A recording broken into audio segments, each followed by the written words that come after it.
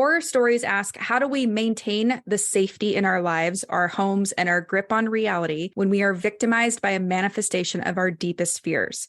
And Luke is a manifestation of Addie's deepest fears. He's the only one that remembers her. And we know from the very beginning, she does not want to live such a quote unquote small life where only one person remembers her. So he's a literal manifestation of that.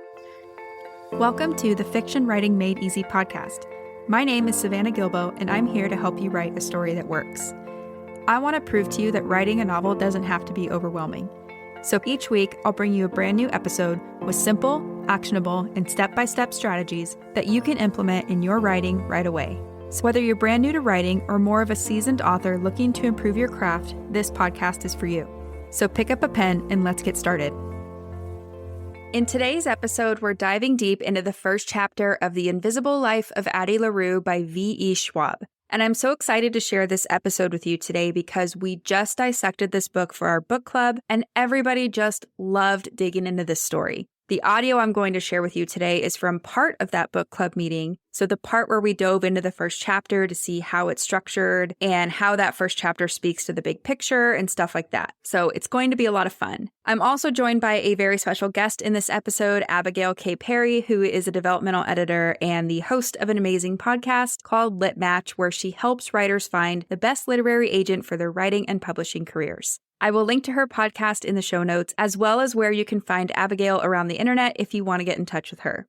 Now, if you've been listening to the podcast for a while, then you already know the deal about these first chapter episodes. But just in case you're brand new here, or in case you need a reminder, Abigail and I like to pick apart the opening chapters of stories to see how the author hooks our attention and pulls us into the story. And we like to analyze these opening chapters on both the macro and the micro level. So basically, we're asking, why does this chapter work? And then how does the scene or the scenes within the chapter work? So that's a very quick overview of what we're going to dig into today. You'll hear more explanation for everything once we get into the episode. So with that being said, let's go ahead and dive right into the conversation.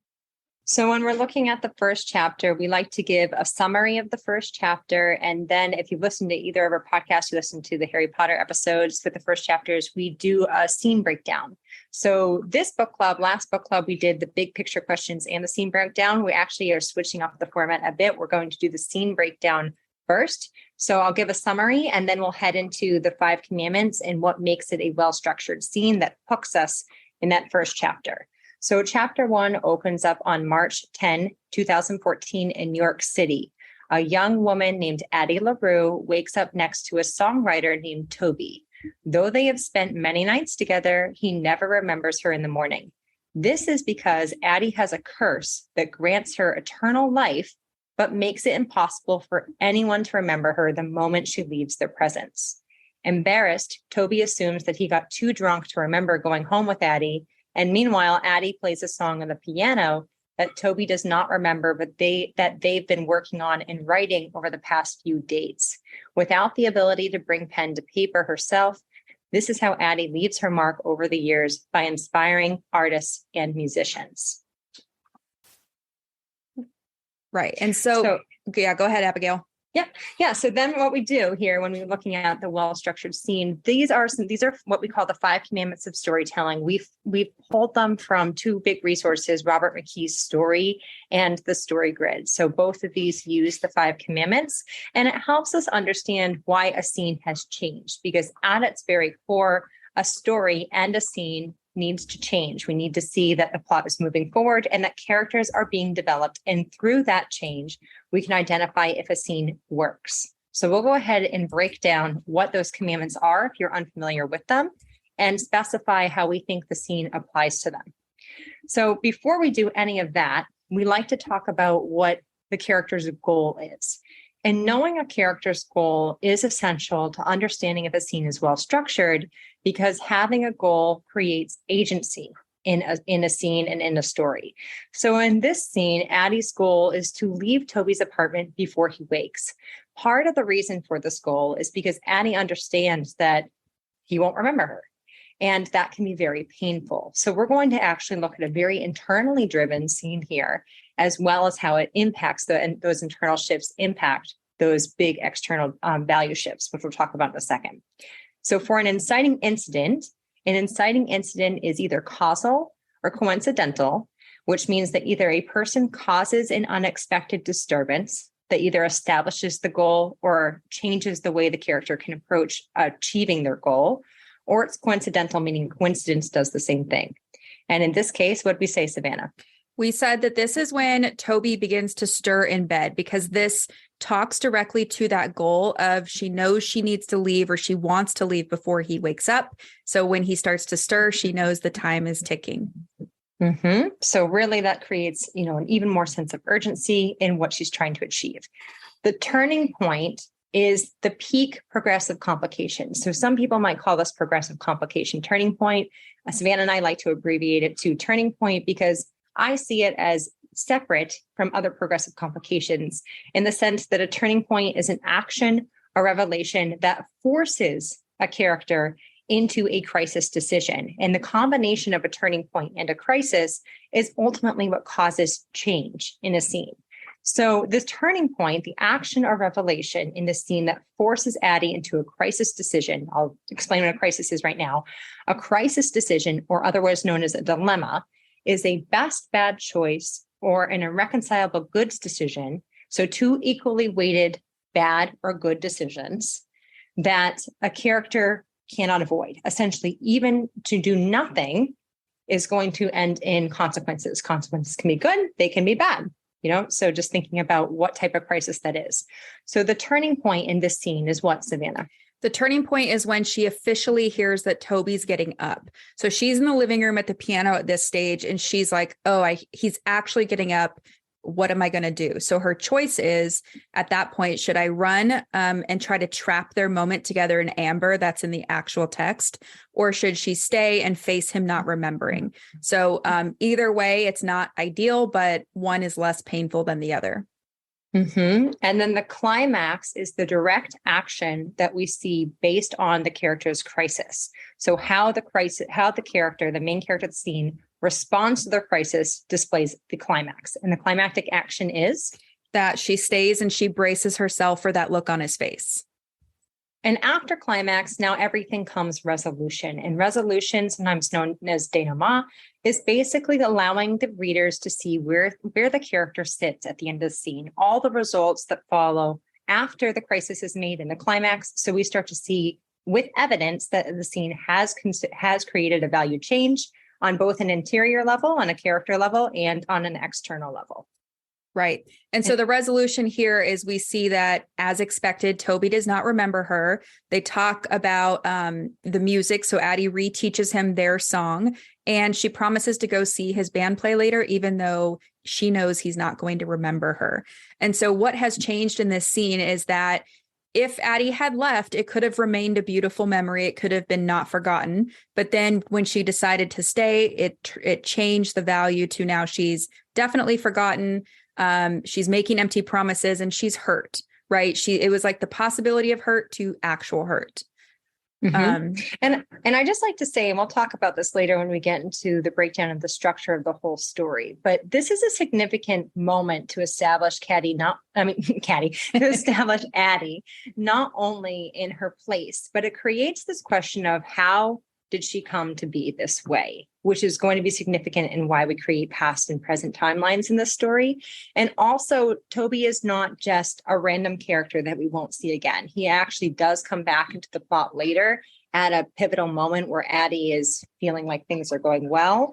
And that significance of having him not just be random, having be someone that she did care about, that she did work with over and over again, but was forgotten constantly, is paramount to us understanding why being forgotten is such a lonely and painful way of living.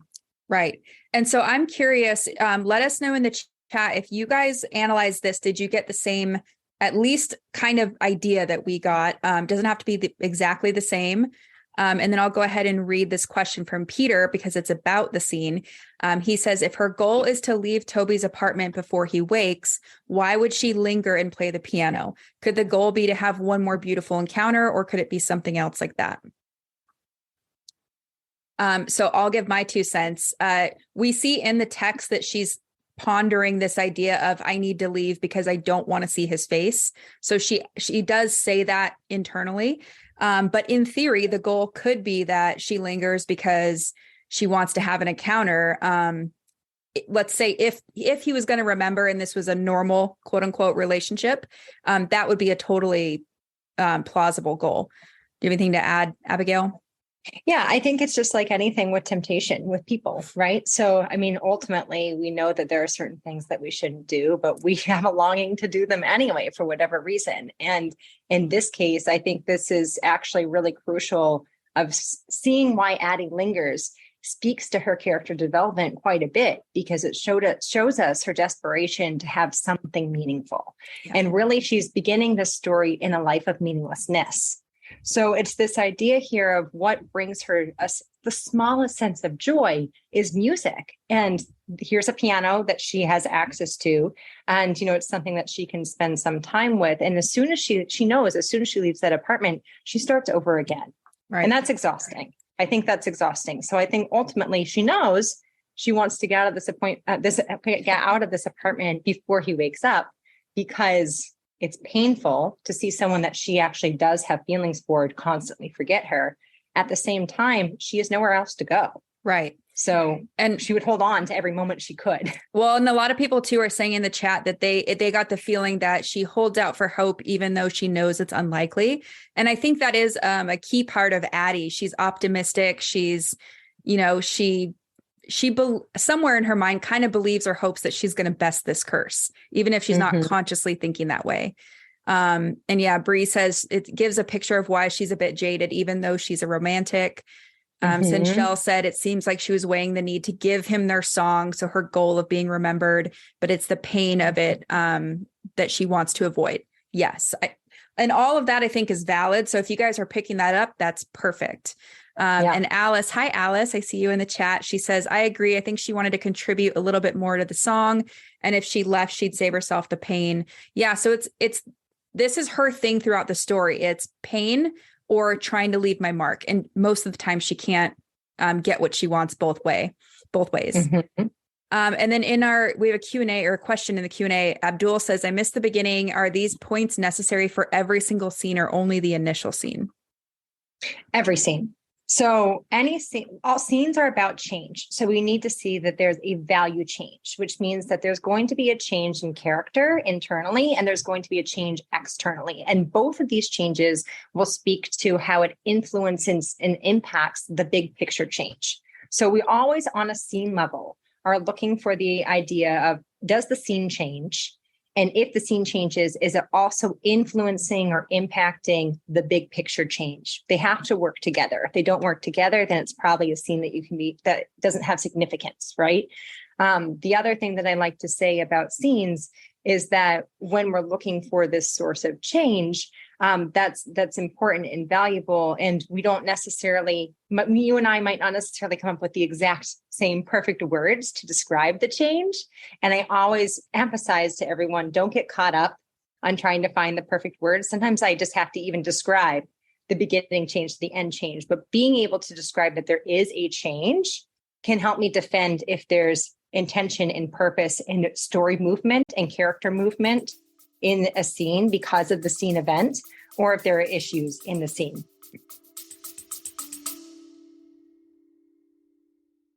Have you been dreaming of writing a novel, but you don't know where to start? Or maybe you've tried writing, but you keep getting stuck halfway through a draft? If so, I have a free training you're going to love. It's called 3 Things You Need to Write Your Novel in 2025, and in this free 60-minute training, I'll share the exact same process my clients and students have used to go from idea to completed manuscript in just months, not years. You'll also learn why most writers never finish their drafts, and spoiler alert, it's not a lack of talent or good ideas, as well as how to overcome feelings of perfectionism, self-doubt, and overwhelm that stops many new writers in their tracks. You can register for this free training at savannahgilbo.com/masterclass. So one more time, that's savannahgilbo.com/masterclass to register for the free training. I hope to see you there. Yeah. And Nick says in the Q&A, Toby had a recognition of the song when Addie first played it. So yeah, he recognized a kernel, or he was just really intrigued. And he's like, what is that? He wants more. And she was like, you taught it to me last night, remember? And, he's still thinking, oh, well, we were drunk. I don't know if I remember. So yeah. So I think as long as, it's interesting. Which is a great setup, just to point out real quick, because that's a really great setup to show that she does have a way. There is a loophole possibility. Like, you can understand why she'd have hope, because there is a loophole in this curse, and that she can make some marks in some way, just not through her own actions. It has to be through others. Right.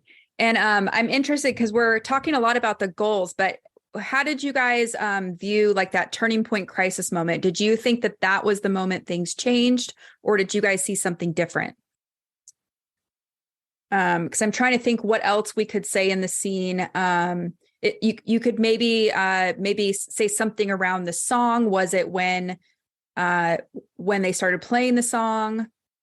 In theory, that there's a change there, right? Because Toby didn't know that part and now he's learning it. But I think we're all kind of seeing that it needs to be around this ability to make a mark and this pain that she feels. So I think that's great that we're all kind of coming to the same thing here. Okay, so let's go into. I'll add just because there was that question about scenes. The other thing that I had on the top of my head that I forgot to say is that Savannah and I like to also emphasize that scenes are not the same thing as chapters. In this case, there is one scene, one chapter, but in some cases, there might be a scene over a couple chapters or partial chapters. So it's important, if you're plotting out your story, to plot in scenes versus chapters. Yeah. And so for this next part, we're going to go into some questions that we like to look at for our opening chapters or our scenes.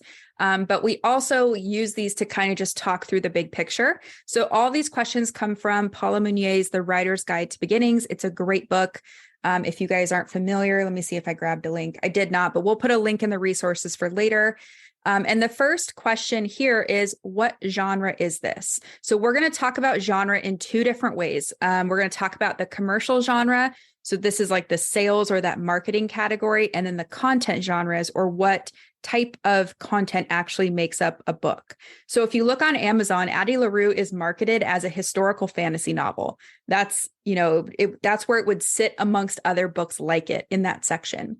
But we chose to analyze this as a mixture of the horror content genre and the worldview internal genre. And we're going to get into why in a second, but I'm really curious your initial reactions hearing that we analyze this as a horror content genre. So let us know in the chat, because we debated this 4 days. And while people share that in the chat, I will also I'll also talk about the commercial genre, because another thing that Savannah and I chatted about was, when you look at something on Amazon, it will rank in historical fantasy novel, but I really like historical fiction, and Savannah does not enjoy historical fiction as much. So, does the term historical pause? Because it's not that I don't like it. I just would not pick it. I would not gravitate towards it. You would not gravitate. So if I didn't know anything about V.E. Schwab or what she's capable of writing, because I came to her from her other books, I would have been like, historical fiction, don't know about this. Right. So it's funny. We were talking about this. Right. Well, and just because of what you just said, Savannah, her other books don't really, probably wouldn't label them in this historical fantasy category. Would you agree with that? Yeah, not at all. So it was interesting to see it listed in that versus just like a fantasy novel. It's kind of the subcategory in the fantasy. Right. So I see a lot of people are saying, I would have thought it was more fantasy, not horror. So again, fantasy is the commercial genre. So that's, we know there's going to be fantastic or supernatural elements in it, but what type of content or what kind of journey are we going to be on from start to finish? What changes? What's at stake? So let's talk about this a little more, and maybe this will clear it up. So we chose horror because horror stories explore what it means to possibly have a fate worse than death. And Addie has promised her soul to an evil entity who cannot be reasoned with. So that is our first inkling. Then Luke appears randomly, at first just on anniversaries. Then he kind of comes and goes at will, and his power is revealed over time. These are two genre conventions of the horror content genre. And then in the climax, Addie has to express courage and selflessness in the face of fear. And this is kind of that key scene of the horror genre where the protagonist is at the mercy of the antagonist, and she has to summon that courage and selflessness despite the fear. Also, horror stories ask, how do we maintain the safety in our lives, our homes, and our grip on reality when we are victimized by a manifestation of our deepest fears? And Luke is a manifestation of Addie's deepest fears. He's the only one that remembers her. And we know from the very beginning, she does not want to live such a quote unquote small life where only one person remembers her. So he's a literal manifestation of that. Anything you want to add here, Abigail? Yeah, I will just add that I don't normally, as when you think about horror genre or horror stories, I don't usually gravitate towards those. I don't usually pick them up, but I am obsessed with this one. So this is where it's really interesting to think about the difference between traditional horror, like when you're thinking about traditional horror, that would both be categorized as fantasy and as commercial and content. And why we debated about this one so much is because ultimately, when you're looking at it as a writer, when you're looking at it from a structure standpoint, and what are some key conventions, what are key obligatory scenes, what are some key ideas, big takeaways from the genre, it's ideal to be able to select a content genre in the sense that this is ultimately the genre that probably drives the big picture. And I think one of the reasons why I love The Invisible Life of Addie LaRue so very much is because while it does have, and I would support that it is the content genre of horror, it is so tightly woven and layered with other genres. The love story in here is undeniable. The internal story in here is undeniable. So there's in the society, we debated a lot. We almost picked society actually as the content genre over horror. There are complications of various genres on both an external and an internal level that are so tightly woven from prose to content itself, to the big ideas itself, that made it so difficult to actually identify what the content genre is. And when Savannah says that we were debating about this for days, we're a long time, constantly spiraling. What is the best pick? The truth is, I said days, I meant weeks. We were really debating this for weeks. I just didn't want to say it. So Gina is saying, what are the other genres we debated? And I'll answer that in a second. And also, we're getting a lot of great questions about genre. Sanchelle says, could it be a combination of horror and romance where we're meeting all the plot points? Nick says, could there be a combination? So yes to all of these. You do want to pick one that is your main content genre, and that really relates back to what's at stake. So we debated, is it society that would relate to that kind of, she needs to take back her personal power because the patriarchy's got her down, and that type of storyline. There's obviously romance. There's a lot going on, right? But what is at stake? And you guys answer before we do. Let me know what is at stake throughout the entire story, because this is ultimately what we came back to.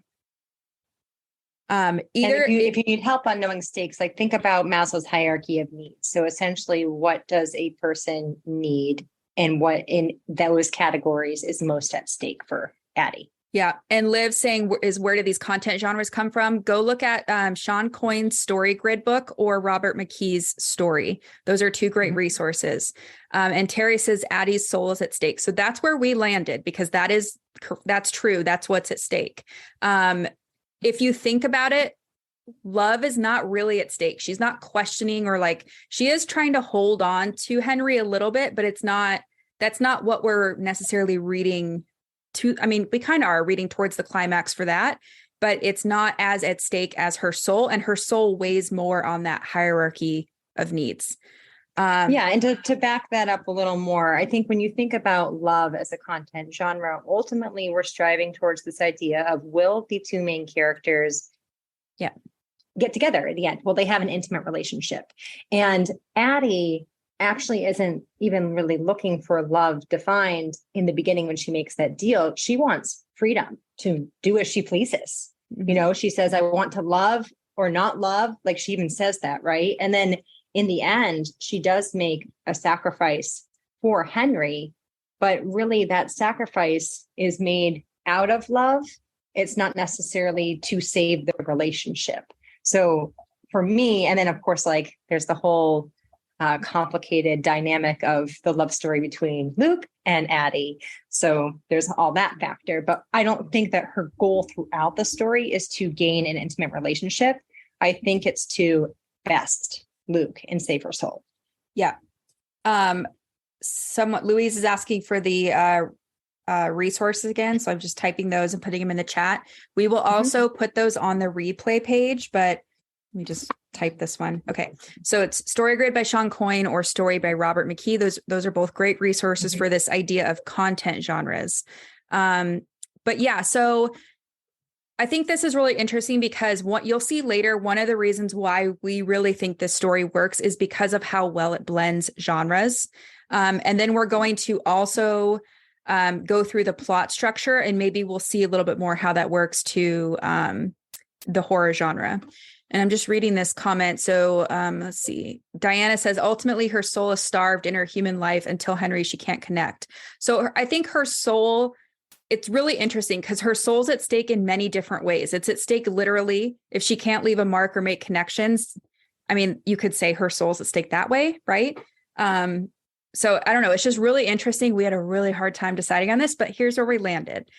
So let us know what you guys think. I'm also curious if you guys think this story is commercial fiction, literary fiction, or upmarket fiction. So let us know in the chat what you guys think. Where does Addie LaRue fit?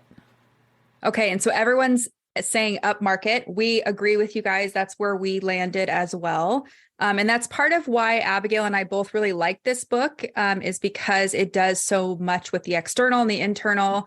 And the words are beautiful, right? Mm-hmm. I love it. So anyway, we're going to keep going because we have so much more to go through. But keep questions coming if you guys have them. So I'm going to talk through the plot, and this is our second big question. What is the story really about? And Addie LaRue, we know it's about a young French woman in 1714. She makes a deal with the devil, if you want to call him that, that makes her immortal, but curses her to be forgotten by everyone she meets except Henry. So this is like the big picture of the story, but it's also about more than that. So it's about what it means to make your mark on the world and what someone might give or sacrifice in order to feel free and live a meaningful, authentic existence. It's also about having courage and perseverance in the face of fear and just everyday life. So there's a lot going on, which I think we all felt, right? It's not just about this girl that's immortal. It's about a lot of deeper stuff. Anything to add there, Abigail? No, I think you're doing a great job. Okay. So we have basically a tie here. Is it cautionary or prescriptive? 52% said cautionary. I'm going to share this on the screen. And 48% said prescriptive. So that is basically a tie. Very interesting. Abigail's laughing. Do you want to say anything about that? Yeah. Oh, I just think that's so interesting. This is how we felt yesterday. We didn't know. Yeah. I mean, this is why I'm laughing, because here's the thing. If I were to toss my vote into this, I also think it's prescriptive. Because I also have faith that Addie is going to figure out how to outwit Luke in the end. And I think that will give her back what she deserved. Not what she deserved. That will give her back what she lost, values now. And yeah, what she lost. Exactly. Thank you for the word. What she lost. And I think that across the course of these 300 years, she really has learned to value what is truly meaningful to her.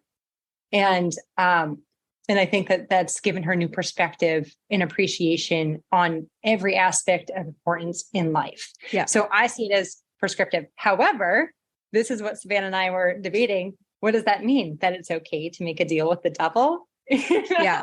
We went back and forth about this too. So right. It's like, that's a cautionary message to say. Yeah. I don't think that most people will say, yes, make the vote with the deal with the devil. What's interesting about Addie is that she actually admits that if she were even given the deal again, she would make it. Because in the beginning of her story, despite all the suffering and pain she goes through, being forgotten constantly day in and day out and having to scrap and claw for every ounce of living, she knows that if she were to have not made this deal and married out of obligation, and been trapped into a life that she would have found probably way more painful than actually even being forgotten, that she would have lost her soul there anyway. Yeah. So it's really interesting. It's truly a best bad choice in that situation. Yeah. And so Abigail, quick note on time, it's 5:20. So we need to kind of book it through the rest because we got a lot more. So we'll try to go fast, but still do good. So, okay. The next big picture question is who's telling the story? We think this is an omniscient narrator because the narrator can move through time and comment on the past and the future. So an example of this is on page 145. 7 years from now, Addie will see a puppet show being put on in a Paris square, a curtain cart with a man behind, hands raised to hold aloft the little wooden figures and their limbs dancing up and down with twine. And she will think of this night, this dinner. So this is an omniscient narrator saying in the future, she will see this. And when she does, she'll think of this dinner. Anything to add there, Abigail? Just the omniscient is really hard as a point of view to write. Personally, you have to spend a lot of time mastering this. And if you are going to take on the task of an omniscient narrator, you have to really master authorial voice, because you are having this omniscient narrator, but that doesn't mean that you can detach from characters. Yeah. So you have to figure out really mastery level. So if this is where you want to go, make sure that you're reading mastery novels that do this. Yeah. We also had a question. Somebody asked in the submit a Q&A or question form, they noticed that the point of view, because we do follow Addie very closely, right? And also Henry. So it can sometimes feel like third person limited, but I think it is third person omniscient. But somebody asked, why do we think she chose to dip into Henry's close to the middle of the book? And my 2 cents on that quickly is just that we couldn't know too much about Henry too soon, because then that would spoil what we find out his secret is. But we also needed his backstory. So it's probably a balancing act for her to pull that off. Abigail. And I will say that when you have the scenes with Henry, this is something that is really important. If you do decide to shift in some sort of close view, you don't do it because you can't figure out how else to say something. You do it because it's still moving the story forward, just in a different light. So it can't just be just because. It has to still have purpose and intention. Yeah. And usually it's like who has more at stake in that moment. That's what you want to be your point of view. So we're going to do something really fun. I broke down every single scene, chapter, because I wanted to see where the bulk of the words were. But here's what I learned. The 2014 present timeline with Henry, from Addie's point of view, is about 43.5% of the story. The past timeline, where she's, in the 1600s to the 1980s, is also 43.5%. So that it was weird because it felt that way to us. And I was actually shocked that I got confirmation that they were pretty even, because normally when it feels this way, we're wrong. It's like, oh no, this one's 90% of the story and this one's, not. So we were pleasantly surprised by that. And then Henry's little blip into the past is 13%. So we're not going to break this one down, but we can talk about it later if you guys want. Okay, so the next big question is, which character should we care about the most? So we instantly know Addie's our girl on page 1 in chapter 1. And we empathize with her in both timelines because in the beginning of the 1700s or 1600s, she wants to make her own choices and be free. We relate. We want the same for her and for ourselves. In 2014, she's been lonely for 300 years and she wants human connection. So again, we relate and we want her to find happiness. We pulled these little slides just to show what their goal is, what conflict they face. So the goal for Addie is, at first she wants autonomy. She wants to be free to make her own choices about her life. And then after the deal, she wants to be remembered. The conflict she faces is that she's stubborn internally. Obviously, the external conflict is Luke and people not remembering her. But this stubbornness is sometimes a gift or an obstacle, depending on how we're looking at it and how she uses it. So we have a question for you guys. We're wondering, did Addie change and does she have a character arc? Let us know in the chat. We're going to keep going. Unless Abigail wants to add anything about this. Okay. So then Luke, his goal is to collect souls because that's his nature. And specifically, he wants Addie's. So he, at first, he just wants her because she makes a deal. And then he finds her interesting. So he wants to actually possess her in a different way. And then his conflict is that Addie's stubborn, but also he thinks he loves Addie, but he's really just infatuated and he can't understand love like a human would. So this causes problems for him. We're also curious to know if you guys think he changed. So I don't see any answers in the chat, but that's okay. We're going to keep going. Let's see. Gina says, I feel like she grows, but mostly into what she wanted to become. She still doesn't want to give up her freedom. So yeah, we thought, she finds meaning in life, but it's not this huge arc of change. She changes and affects other people around her, which is interesting. Okay. So then at first, Henry's resigned to live out his last year on Earth because we know he made a deal for 12 months. And then he meets Addie and she makes him want to live. So that is his change. His conflict is his curse makes it hard to have an authentic relationship until he meets Addie. And then when he meets Addie, it's even harder to deal with his curse because he wants to live. So we were also curious, did you guys see a change in Henry? Because we did. We thought that he found a lot of meaning and he went from wanting to jump off a roof to wanting to live. That's a pretty big deal. Okay, so let's see. Luke seems to have a change, but I don't know if I believe it. Does he love her or does he just want to find a new way to collect soul? So this is why this book is such a great upmarket book, because we could talk about this for 10 days. Yeah, so good. A lot of comments coming in the chat. The next question, where does the story take place and when? We kind of talked about this. I won't go too deep, but basically we have two main time periods. The first from 1698 to 1984, which is the past. And then the second is in 2013, 2014. And then we go all around Europe with Addie in the past, but we stay mostly in New York in the present. So pretty easy answer there. Question number 6, how should we feel about what's happening in the first chapter, but also the big picture? So ideally, your first chapter would speak to the emotion that we're going to get in the big picture. And right away, we care about Addie. We feel sorry for her. We're concerned. We wonder why this happened. Once she makes the deal and meets Henry, we feel concerned. We feel like this is probably not going to work out the way she wants, but we're hopeful just like she is. So I think she did a good job tapping on those emotions. And I think even in addition to that, we really are rooting for Addie because she is an embodiment of anyone who has been suppressed by circumstances that are out of their control. Yeah. Addie her life is trapped by the patriarchy. In the 1700s, she's being forced to do something that she doesn't want to do. She doesn't want to live this life and she has no control over it, which is hence why she wants freedom. And then even when she makes the deal with Luke, he is an embodiment of patriarchy, right? Still trapping her. So even if you are someone who has not been subject of a system of the system of patriarchy and being suppressed in that way, I think that is universal because there are, obviously, and very unfortunately, so many the groups of people that have been suppressed in some way, in some point, in their life or for the entirety of their life that can relate to this emotion of feeling imprisoned. Well, and also feeling like you have no control over your life, Yeah. So that's it for today's show.